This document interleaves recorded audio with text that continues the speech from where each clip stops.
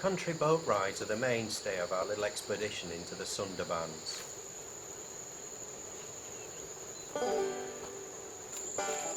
On this one, we come across monkeys having their breakfast. We even cause, well, a bit of a tantrum by this here alpha male.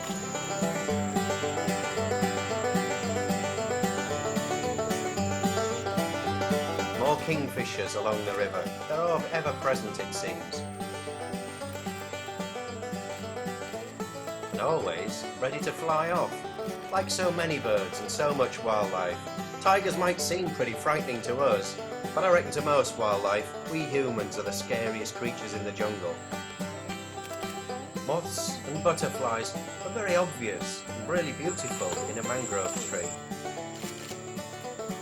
But it took a boatman's sharp eyes to spot this vine snake, which pretends to be just part of the vegetation.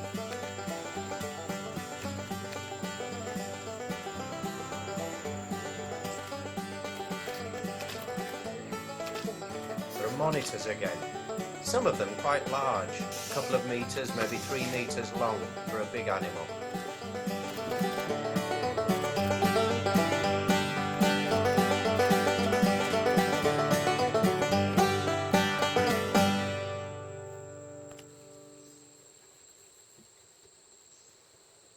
And then it's thanks again to the boatman for finding another snake.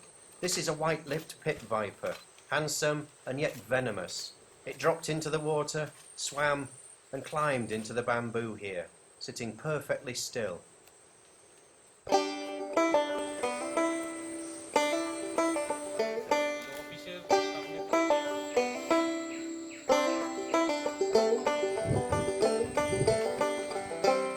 Moving on, we sometimes find white-bellied seagulls, looking like they're lords of the Sundarbans.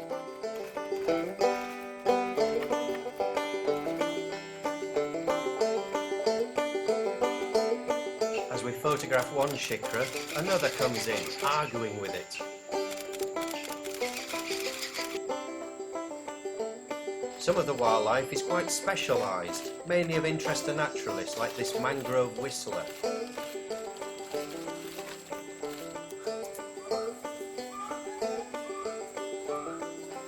And sharp eyes near the end of one trip spot this dog-faced water snake, which sees us, rests a little, and takes some evasive action. Some of the wildlife seems curious about us, watching as we go past. Like this changeable hawk eagle, didn't move away too fast. And a deer that watched for a long time as the boat approached and then decided, that's it, I'm off.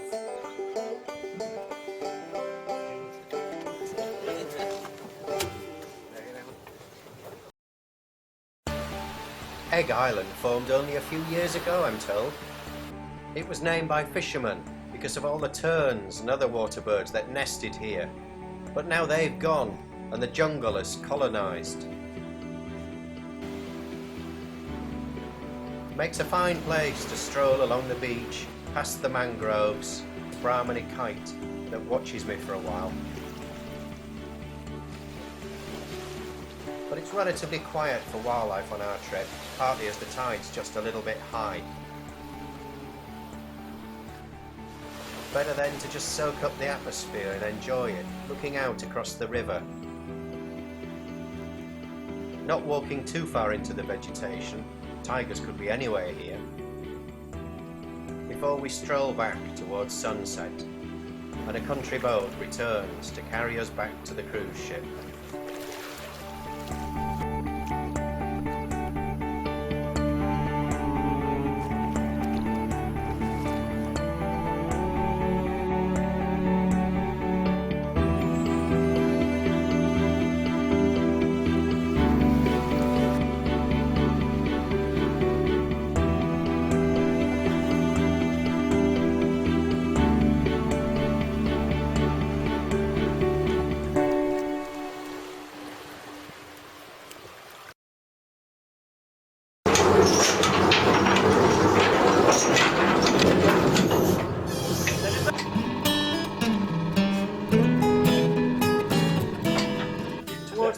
last day, we head south, then westwards. Chilling out now on the cruise boat. Still a little lookout for wildlife. And happily, we even find that wildlife comes to us. Brahminy kites here, dipping behind the boat, looking for fish churned up by the propellers. Most in this party were adults, rufous brown for the most part, with white heads and underparts.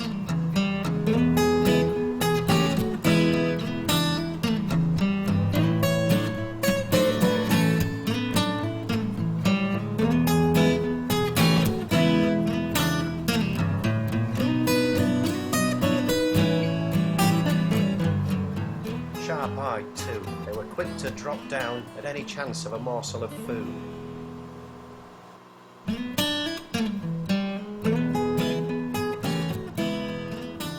Along another stretch of river were followed by a great black-headed gull, a migrant from north of the Himalayas. And with evening approaching one day, we arrive at Huron Point in the southern Sundarbans.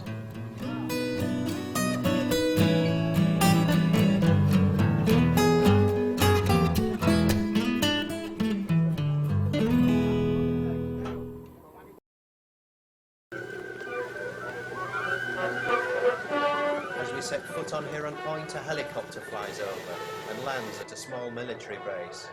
A reminder that we're near the border between Bangladesh and India. It's a rainy morning and only few of us land here. Only 2 of us climb this rather rickety concrete tower, which I feel could collapse at any time. We see our first tiger footprints here, smaller than my foot, but not much. On our way back to the cruise boat, we startle some deer on the edge of the woods. And then in the afternoon, with the weather now fine, we set off on another country boat ride. But as it turns out, this ride isn't all that rich for wildlife, but it does prove a fantastic experience. We head to the mudflats as a rainbow forms from late afternoon sun and a rainstorm nearby. And then is a chance for photography, and a sunset begins to evolve, the clouds turning ever more intense. Phenomenal colours, even for wildlife paparazzi, a must photograph scene. It's the last evening of my Sundarbans trip, and it's just fantastic.